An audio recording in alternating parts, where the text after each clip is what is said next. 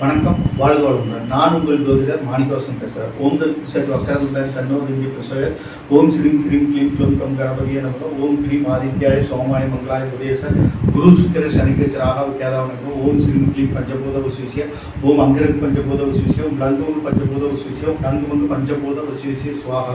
9 நவகிரகங்கள் 5 பஞ்சபூதனோட அனுகிரகம் பரிபூர்ணமாக அனைத்து ஜோதிட அன்பர்களுக்கும் ஆன்மீக பெரியவர்களுக்கும் கிடைக்க எம்பெருமான் முருகப்பெருமான மனதார பிரார்த்தனை பண்ணுறோம். ஓம் சரவண பவாய் நம்ம. இன்னைக்கு நாம் பார்க்கக்கூடிய தலைப்பு பார்த்தோம்னா கடக லக்கணத்திற்கு ராகு பகவான் என்ற ஸ்தான பலன்கள் என்ன அப்படின்னு பொதுவாக நாம் பார்க்க போகிறோம். ராகு வந்து போகக்காரன், ஆசைகளை அதிகமாக தூண்டி அதன் மூலமாக அதை போய் அதை அனுபவிக்க வச்சு மறுபடியும் கெடுக்கக்கூடிய வல்லமை உள்ள ஒரு கிரகம் தான் ராகு, நிழல் கிரகம். ஓகேங்களா. இவரோட அதிதேவதை யார் அப்படின்னு பார்த்தோம்னா சர்பராஜன், துர்க்கை அம்மன். ஓகேங்களா. துர்க்கை வழிபாடுகள், காளி, துர்க்கை, இதெல்லாம் வழிபாடுகள் செய்யும் போது அற்புதமான பலாபலங்கள் நடக்கும். ஸ்தலங்கள் அப்படின்னு பார்த்தோம்னா திருநாகேஸ்வரம், தமிழ்நாட்டில் திருநாகேஸ்வரம், திருப்பாம்புபுரம், காலஸ்திரி, அப்புறம் பாம்பு மேற்காடு, மன்னர் சாலா, இந்த ஸ்தலங்கள் எல்லாம் போய் வழிபாடு, அப்புறம் கொடுமுடி ஸ்தலம், இந்த ஸ்தலங்கள் எல்லாம் போய் வழிபாடுகள் செய்வது, பரிகார பூஜைகள் செய்வது ராகு கேது தோஷத்தை நீக்க வல்லது. அவருடைய திசாபுத்தி காலங்களும் இந்த ஸ்தலங்களில் போய் வழிபாடுகள் வச்சுட்டோம்னா அது அதே அற்புதமான பலாபலங்கள் நடக்கிறதுக்கு வாய்ப்புகள் அதிகம். ஓகேங்களா.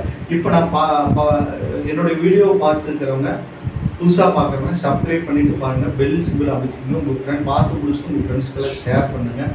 ஓகேங்களா. இப்போ நம்ம வீடியோக்குள்ளே போகலாம். ஓகேங்களா. இப்போ பார்த்தோம்னா கடக லக்கணத்துக்கு பார்த்தோம்னா சந்திரன் தான் அதிபதி. ஓகேங்களா. அவர் ராகுவுக்கு சொந்த வீடு இல்லாதனால அவர் எந்த ஸ்தானம் ஏறுறாரோ, எந்த வீட்டில் அமர்றாரோ அந்த வீட்டினோட பலாபலன்களை முற்றிலும் இருக்கும். அந்த கிரகத்தினோட தன்மையாக இவர் மாறி அதே மாதிரி பலன்களை 1க்கு 2 மடங்கு பலன்கள் கொடுத்து அதை கெடுத்து முற்றுவார். இதுதான் ராகுவோட வேலை. அவர் ஜென்மத்தில் அமரும்போது, ஜென்மராசியில் அமரும்போது ராகு கேது தோஷத்தை கொடுப்பார். பரிகார பூஜைகள் நம்ம செஞ்சுக்கணும். ஜென்ம ராகு வந்து அலக்களிப்பார், பிரச்சனைகள் அதிகமாக கொடுப்பார். ஓகே, மனக்குழப்பங்கள் கொடுப்பார். ஏன்னா மனதுகாரன் சந்திரன் இல்லையா, அவரோட வீட்டில் அமையும்போது மனக்குழப்பங்களை அதிகமாக கொடுத்துருவார். மனக்குழப்பங்கள் அதிகமாக தெளிவில்லாத மனநிலையை கொடுத்துருவார். ஓகேங்களா.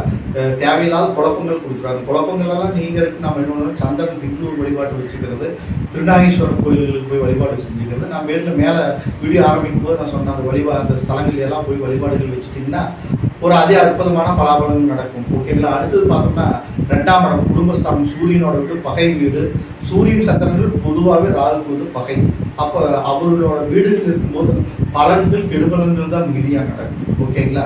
கடகத்தில் இருக்கும்போது கெடுபலன் அதிகமாக நடக்கும், பரிகாரங்கள் செஞ்சுக்கணும். ஓகேங்களா. அடுத்தது பார்த்தோம்னா 2ஆம் இடத்துல இருக்கும்போது குடும்ப உறுப்பினர்கள் மூலமாக சண்டை சச்சரவு, பிரச்சனை, போராட்டங்கள் எல்லாம் கொடுத்துரும். அதனால சிம்மத்தில் இருக்கிறப்பவும் நமக்கு ரொம்ப ரொம்ப கேர்ஃபுல்லாக இருக்கும். அடுத்தது 3ஆம் இடம் தைரியம், மீறி வெற்றி ஸ்தானத்தில் ராகு இருக்கும்போது தைரியங்கள் ஏற்படும், எல்லா காரியங்களும் வெற்றி ஏற்படும். அதே அற்புதமான பலாபலன்களை கொடுக்க வல்லவர் ராகு. ஓகேங்களா. 3ஆம் இடத்துல ராகு நிற்கும் போது. அடுத்தது 4ஆம் இடம் அப்படிங்கிற தாய் ஸ்தானத்தில் நிற்கும் போது சுக்கரனோட வீடு, அங்கே சேரும்போது மனக்குழப்பங்களை, அதாவது ஆசைகளை அதிகமாக தூண்டுவார். அது சுகஸ்தானம், சுகபோகங்களை அனுபவிக்கிறதுக்கு அதிக ஆசைகளை தூண்டுவார். அப்போ அந்த வழியாக போய் நம்மளை பல சிக்கல்களை ஏற்படுத்தி விட்டுருவார். தாயாருக்கு உடல் உபாதைகள், உடல் பிரச்சனைகள் எல்லாம் ஏற்படும். ஓகேங்களா. வண்டி வாகனங்கள் மூலமாக வண்டி வாகனங்கள் அதிகமாக கொடுத்து அந்த செலவுகளும் செய்ய வைப்பார். ஓகேங்களா. வீடு வாசல், சொத்து சோழங்கள் அவன் திசாபுத்தி நடக்கும்போது ஏற்பட்டு அதன் மூலமாக செலவுகளையும் கொடுத்துருவார். ஓகேங்களா.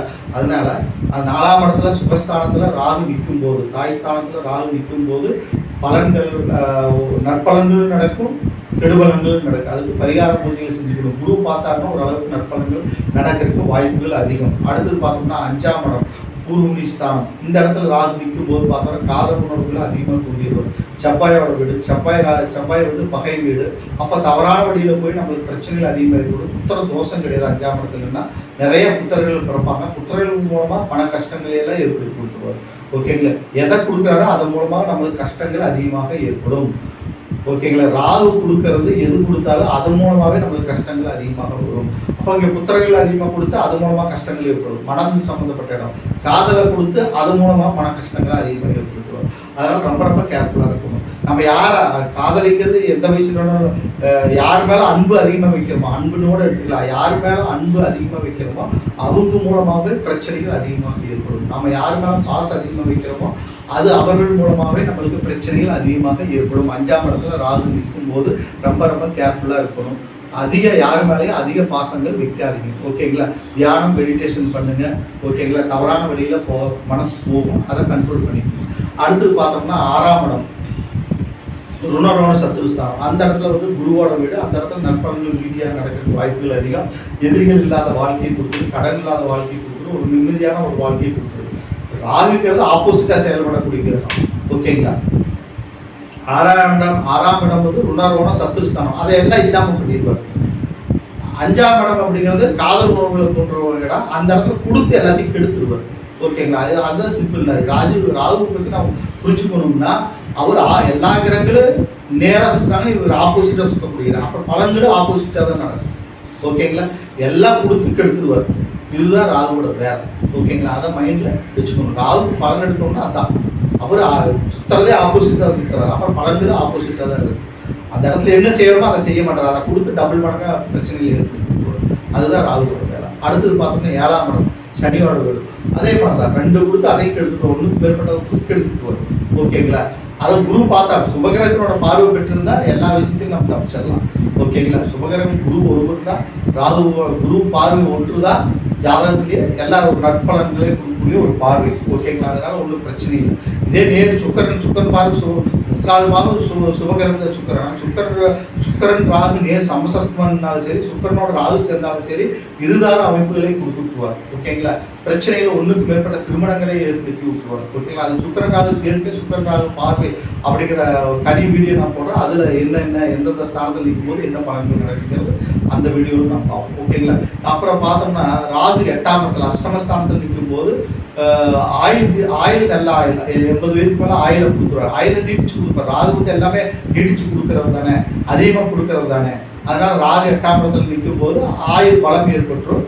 ஆனால் கடைசியில் ஆயில் நிறைய ஆயில் கொடுத்து ஏன் நம்ம வாழ்கிறோம், போதுண்டா சாமி வாழ்ந்தது, எனக்கு முத்தியை கொடு அப்படின்னு சொல்லி ஒரு மனம் வருத்தத்தை கொடுத்துருவார். நிறைய நான் பார்த்துருக்கேன். ஓகேங்களா? ராகு 8ஆம் இடத்துல நிற்கிறவங்கெல்லாம் கடைசி காலத்தில் பார்க்கும்போது மனம் ரொம்ப வருத்தத்தோடு தான் அவங்களோட உயிர்கள் எல்லாம் பிரியும். நான் நிறைய பார்த்துருக்கிறேன். ஓகேங்களா?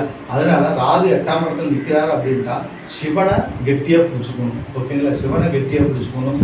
அந்த ஸ்தானாதிபதி நல்ல பொசிஷனில் இருந்துட்டாங்கன்னா எந்த பிரச்சனையும் கிடையாது. ஓகேங்களா? ஆயுள் பலமாயிரும், சூப்பராக இருக்கலாம், எந்த பிரச்சனையும் இல்லை, எந்த கெடுதலும் நடக்கிறதுக்கு வாய்ப்புகள் இல்லை. ஓகேங்களா? அதனால அவர் தனிச்சு நிற்கிறதுக்கு தான் நான் பலன்கள் சொல்லிட்டு வரேன். ஓகேங்களா? அடுத்தது பார்த்தோம்னா ராகு 9ஆம் இடத்துல பாகிஸ்தானத்தில் நிற்கும் போது இங்கேயும் அதே மாதிரி தான் தெய்வ அனுபவம் கிடைச்சிடும். நிறையா கோயில்கள் டிராவல் பண்ணி போவாங்க. ஓகேங்களா?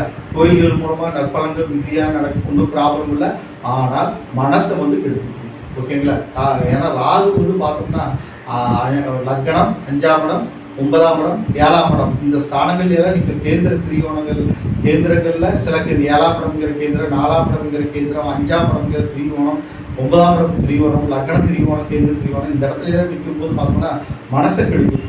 ஓகேங்களா? மனசுக்கு எடுத்துட்டு அதன் மேலே யார் மேலேயாவது அதிக அளவு கடந்த பாசத்தை வச்சு அந்த பாசத்தின் மூலமாக நம்மளுக்கு நிறைய பிரச்சனைகள் கொடுத்துட்டோம் தான் ராகுவோட வேலை.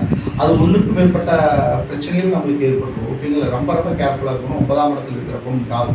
அடுத்தது பார்த்தோம்னா 10ஆம் இடத்துல ராகு இருக்கும்போது 1க்கு மேற்பட்ட தொழில்களை கொடுத்துருவாரு. நற்பலன்கள் மீதியாக நடக்கும், ஒன்றும் பிரச்சனை இல்லை. 10ல் ஒரு பாவியாவது இருக்கணுங்கிற மாதிரி பாவகிரகமான ராகு அந்த இடத்துல இருக்கும்போது நற்பலன்கள் மீதியாக நடக்கும், ஒன்றும் பிரச்சனை இல்லை. செவ்வாயோட வீடு தான் முருகப்பெருமானோட வழிபாட்டுகளை வச்சுக்கிறது. ஓகேங்களா? சுப்பிரமணியாங்கிற ஸ்தலம் கர்நாடகா மாநிலத்தில் இருக்கிற சுப்பிரமணியாங்கிற ஸ்தலத்தில் போயிட்டு வழிபாடுகள் செஞ்சுட்டு அற்புதமான பலாபலங்கள் நடக்கும். ஓகேங்களா? சர்வதோஷத்தை போக்குறதுக்கு ராகு ஸ்தலம், கேது ஸ்தலம் இந்த ஸ்தலங்கள் மட்டும் இல்லை, முருகனை வழிபட்டாலும் அந்த ராகு கேது தோஷங்கள் எல்லாம் நிவர்த்தி அடையும். ஓகேங்களா? அடுத்தது பார்த்தோம்னா 11ஆம் இடம் லாபஸ்தானம் சுக்கரனோட வீடு. ஓகேங்களா? ரிஷபம் அங்கே நிற்கும் போது அதி அற்புதமான பலாபலங்கள் நடக்கும், நன்மைகள் அதிகமாக நடக்கும். அஷ்டலட்சுமி யோகத்தை கொடுத்துருவாரு. மகாலட்சுமியோட அனுகிரகம் பரிபூர்ணமாக கிடைக்கும், லாபங்கள் மேலோக்கும், நற்பலன்கள் மீதியாக நடக்கும். அடுத்தது வந்து 12ஆம் இடம் விரயஸ்தானம் புதனோட வீடு, நட்பு வீடு, ஒன்றும் பிரச்சனை இல்லை, நற்பலன்கள் மீதியாக நடக்கும், ஒன்றும் ப்ராப்ளம் இல்லை. சரிங்களா? இப்போ பார்த்தோம்னா கடகலக்கணத்துக்கு 12 ஸ்தானங்களில் ராகு என்ற பொதுவான பலாபலங்களை நாம் பார்த்தோம். ஓகேங்களா? வீடியோ பார்த்து முடிச்சுட்டு சப்ஸ்கிரைப் பண்ணுங்கள், பெல் சிம்பிள் உங்கள் ஃப்ரெண்ட்ஸ்க்கெல்லாம் ஷேர் பண்ணுங்கள்.